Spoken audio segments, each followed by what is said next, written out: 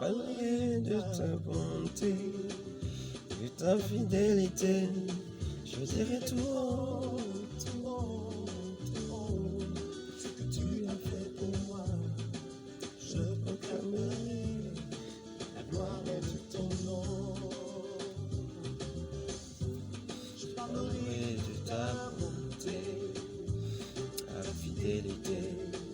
Je dirai tout haut, tout haut, tout haut, ce que tu as fait pour moi. Je proclamerai la gloire de ton nom. Je parlerai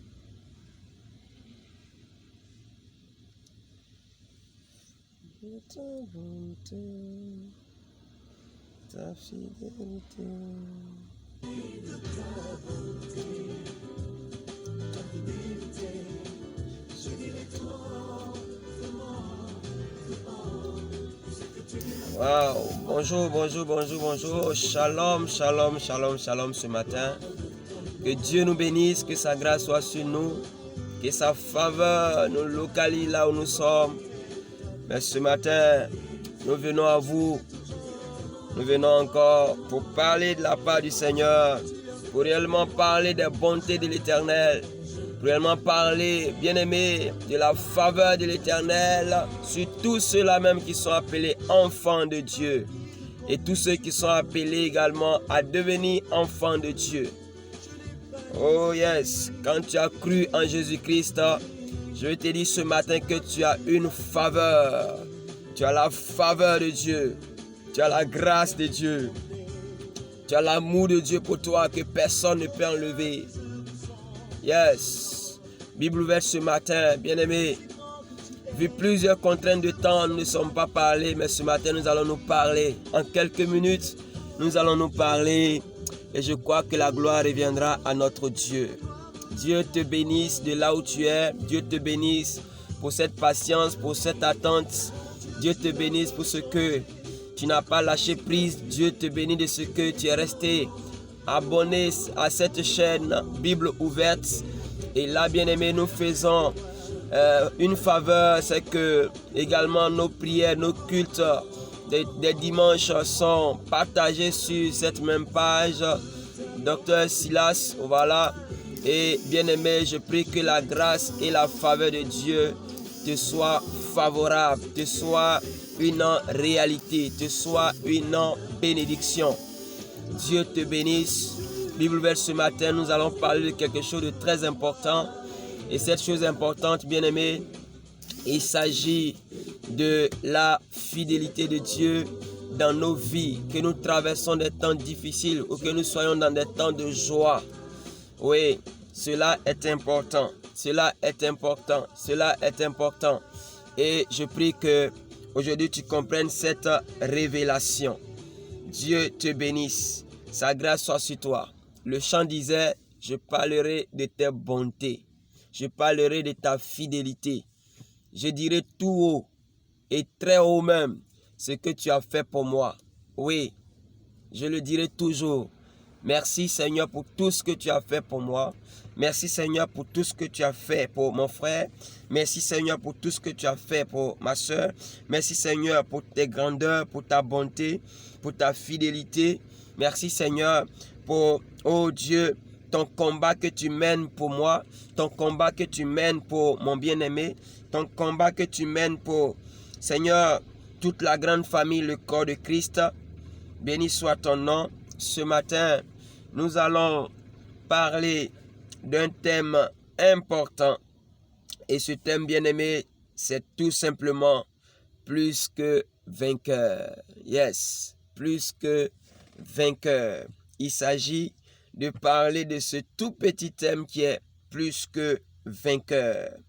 Alors, nous allons aller dans les Saintes Écritures, qui est le but même de Bible ouverte, c'est de partager la parole de Dieu, c'est de partager les Saintes Écritures, c'est de méditer ensemble avec toi, c'est de réellement, après avoir suivi cette vidéo, c'est de te concentrer sur les textes bibliques qui ont été utilisés pour réellement les ruminer, pour réellement les absorber et de les impacter avec ta vie. C'est de les utiliser pour impacter, je dirais, ta vie. Voilà, nous allons dans Romains, le chapitre 8, du verset 31 au verset 39. La Bible dit ceci, bien-aimés, que dirons-nous donc à l'égard de ces choses? Si Dieu est pour nous, qui sera contre nous? Lui qui n'a point épargné son propre Fils, mais qui l'a livré pour nous tous, comment ne nous donnera-t-il pas aussi toutes choses avec lui? Qui accusera les élus de Dieu? C'est Dieu qui justifie. Verset 34. Qui les condamnera? Christ est mort, bien plus, il est ressuscité, il est à la droite de Dieu et il intercède pour nous. Verset 35. Qui nous séparera de l'amour de Christ? Sera-ce la tribulation, ou l'angoisse, ou la persécution, ou la faim, ou la nudité, ou le péril, ou l'épée? Selon qu'il est écrit, c'est à cause de toi qu'on nous met à mort tout le jour, qu'on nous regarde comme des brebis destinées à la boucherie. Waouh! Mais dans toutes ces choses, nous sommes plus que vainqueurs par celui qui nous a aimés. C'est le verset qui m'intéresse le plus ce matin. Mais dans toutes ces choses, nous sommes plus que vainqueurs par celui qui nous a aimés. Car j'ai l'assurance que ni la mort, ni la vie, ni les anges, ni les dominations, ni les choses présentes, ni les choses à venir, ni les puissances, ni les hauteurs, ni la hauteur, autant pour moi, ni la profondeur, ni aucune autre créature ne pourra nous séparer de l'amour de Dieu manifesté en Jésus-Christ, notre Seigneur. Alléluia. Bien-aimés, la Bible parle ici, oui, par l'apôtre Paul, de l'assurance, de l'amour de Dieu, la fidélité de Dieu, de la présence de Dieu dans notre vie, quels qu'en soient les vents et les marées. La Bible nous parle ici de tous les secousses que peuvent expérimenter les enfants de Dieu. Et la parole de Dieu est claire que malgré tous ces secousses, malgré toutes ces tentations, malgré toutes ces épreuves, malgré toute cette souffrance, malgré, bien aimé, les difficultés de la vie, si Dieu est pour nous, qui sera contre nous? La parole est certaine. La question est certaine.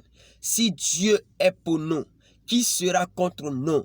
Bien-aimé, je veux ce matin que tu te rassures et que tu t'en rendes compte que Dieu est avec toi.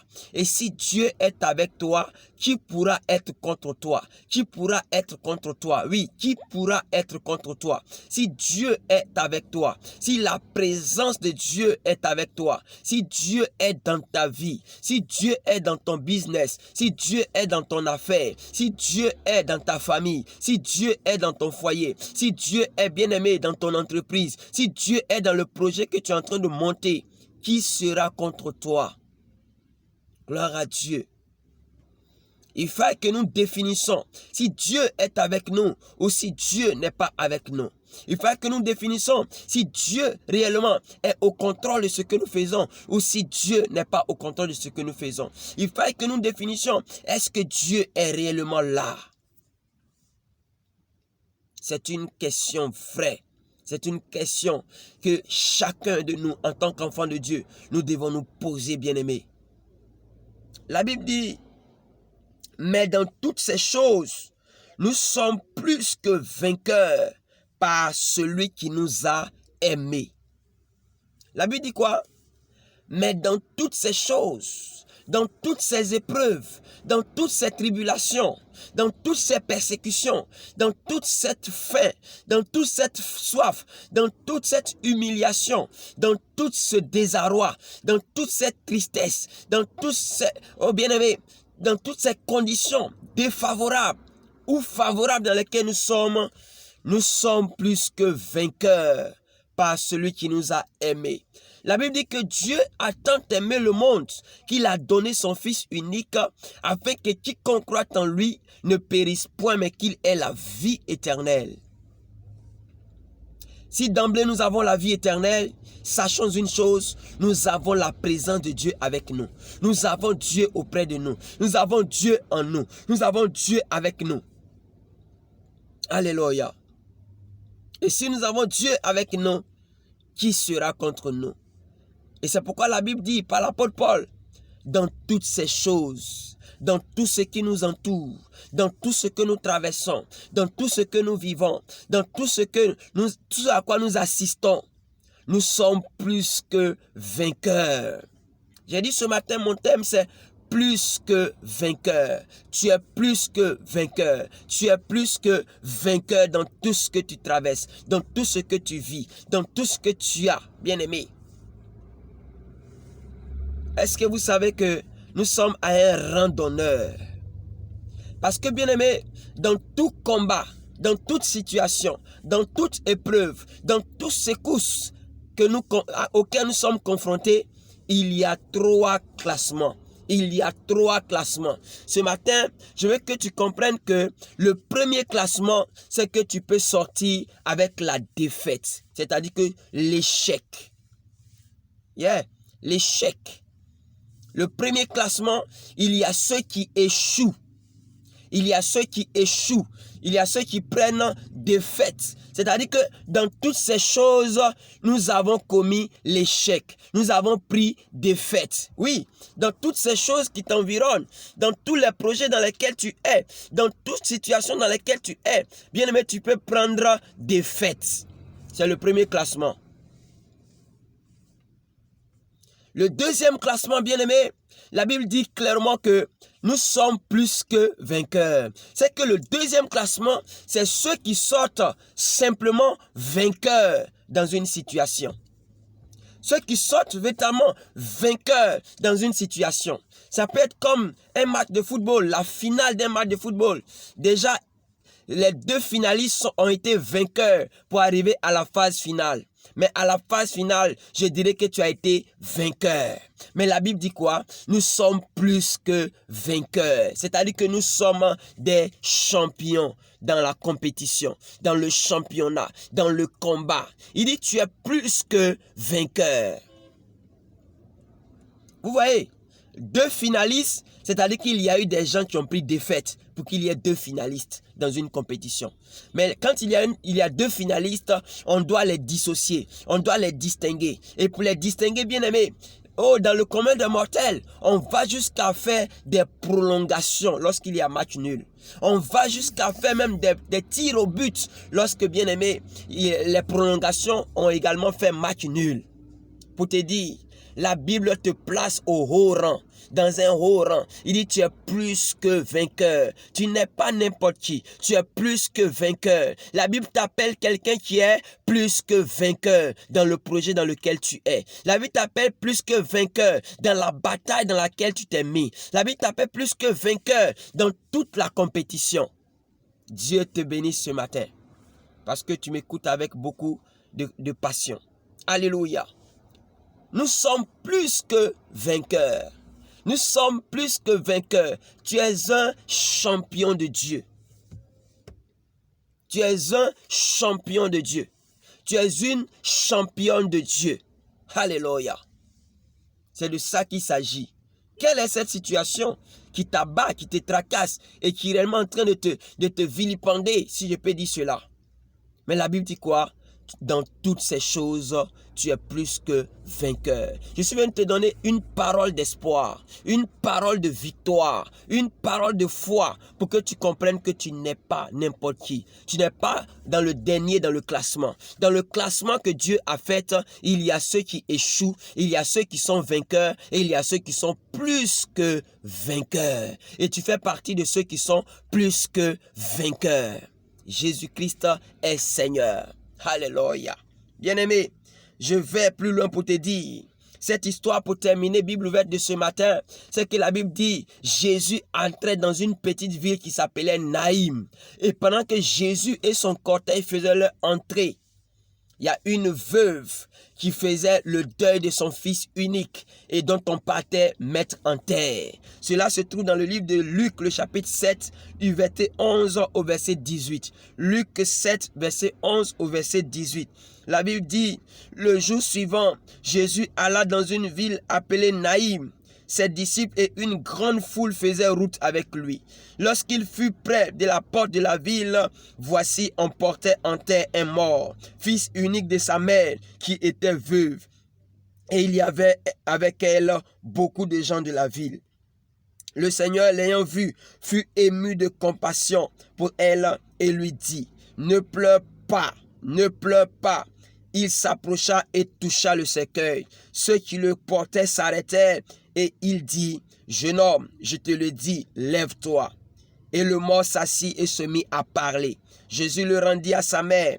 Tous furent saisis de crainte et ils glorifiaient Dieu, disant, un grand prophète a apparu parmi nous et Dieu a visité son peuple. Alléluia. Il dit, dans toutes ces choses, nous sommes plus que vainqueurs par celui qui nous a aimés.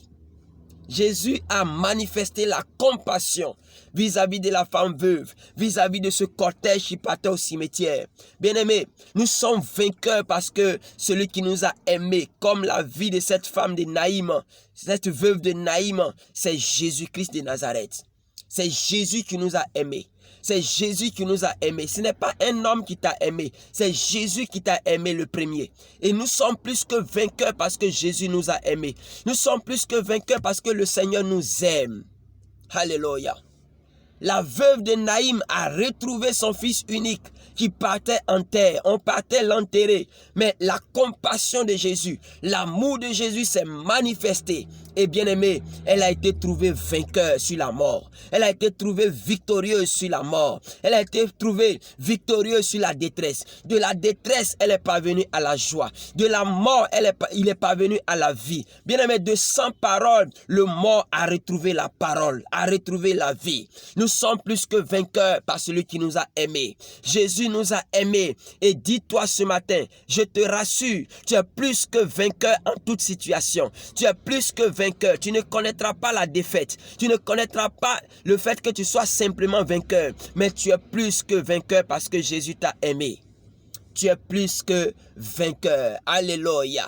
Tu es un champion de Dieu. Tu es un champion de Dieu. La veuve de Naïm, cette veuve, quand tu es veuve, tu es dans la détresse et tu perds encore ton fils unique, tu es doublement dans la détresse. Bien-aimé, tu ne sais pas où mettre la tête. Tu es désemparé, tu es attristé, tu es découragé, tu es déboussolé. Comme cette veuve de Naïm, peut-être que ta situation n'est plus une situation prenable. Mais je vais te dire, je vais t'apporter cette bonne nouvelle ce matin. Tu es plus que vainqueur par celui qui t'a aimé. Tu es plus que vainqueur. Bien-aimé, tu es plus que vainqueur. La Bible dit dans le livre de Philippiens, le chapitre 2, du verset 9 à 11. La Bible dit, c'est pourquoi aussi Dieu l'a souverainement élevé et lui a donné le nom qui est au-dessus de tout nom. Bien-aimé, celui en qui tu as cru a le nom qui est au-dessus de tout nom. Quel que soit le nom que tu donneras à ton problème, Jésus a le nom qui est au-dessus de tout nom. Et ce Jésus t'a aimé. Et parce qu'il t'a aimé, bien-aimé, sa bonté se manifestera en ta faveur. Son miracle se manifestera en ta faveur. La vie Zoé se manifestera en ta faveur. La puissance de Dieu se manifestera en ta faveur. Il a reçu le nom qui est au-dessus de tout nom. Jésus a reçu le nom qui est au-dessus de tout nom. Répète-le. Jésus a reçu le nom qui est au-dessus de tout nom. Et il m'a aimé le premier. C'est pourquoi je le déclare et je le confesse. Tu es plus que vainqueur par celui qui t'a aimé. Tu es plus que vainqueur par celui qui t'a aimé.